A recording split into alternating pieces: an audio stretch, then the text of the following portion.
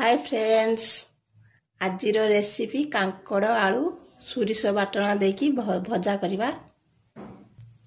एमिति लंबा लंबा पीसेस रे आलू कांकड़ मु काटी नेची। तेल गरम पियाज देदेबा।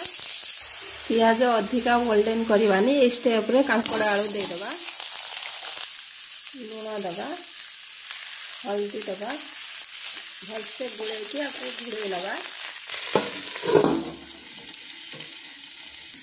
मसला रे पियाज सोरिष जीरा लंका सुखिला लंका टमाटो आपको सब चिकन करके बाटी आनिबा।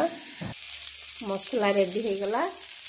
एबे भजार मसला को दे दबा। भल भाव रे गोल दबा। आ 2 मिनिट लागिबो भजाटा। तापरे भजा कंप्लीट हो जिवो। तो फ्रेंड्स, एमिति कांकड़ आलू को मसला देकी भाजिले बहुत टेस्टी लगी थाए। मोर तो कांकड़ आलू भजा कंप्लीट हो गला। रहिली बाय।